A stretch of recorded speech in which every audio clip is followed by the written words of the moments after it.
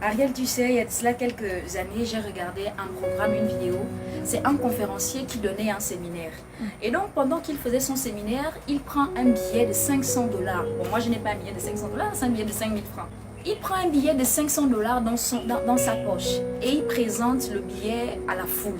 Et il dit qui veut avoir ce billet.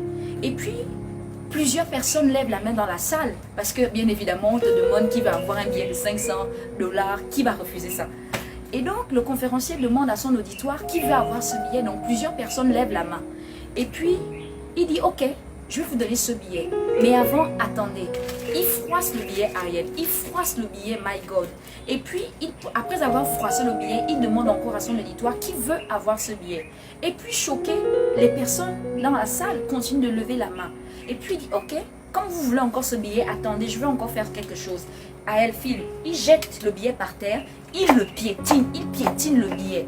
Ensuite, le conférencier prend le billet et il repose la question à l'auditoire. Et il dit à l'auditoire, qui veut avoir ce billet?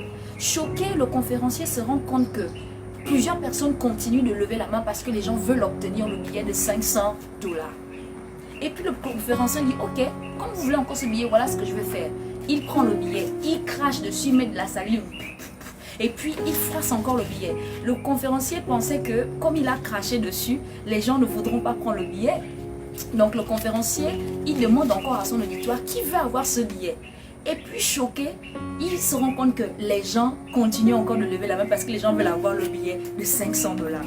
C'est comme ça que le conférencier dit à la foule, mes amis, vous venez de comprendre un enseignement profond.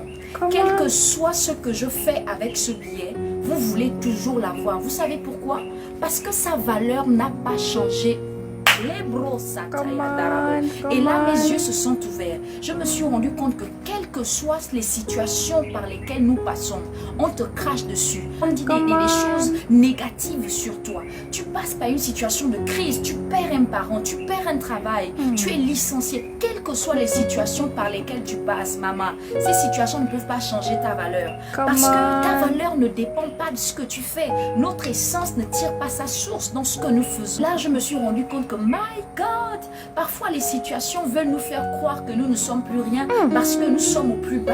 Mais je vais dire à quelqu'un que de la même façon, en froissant ce billet, ça ne change pas le fait que c'est toujours un billet de 5000. Ça veut dire que même si tu passes par des situations de la vie qui vont te froisser, bien-aimée, tu es toujours aimée, tu es toujours précieuse, élue, choisie de Dieu. Dieu t'aime toujours. Ça ne change rien, quelles que soient les erreurs que tu as eu à commettre. Tu as toujours de la valeur aux yeux de Dieu.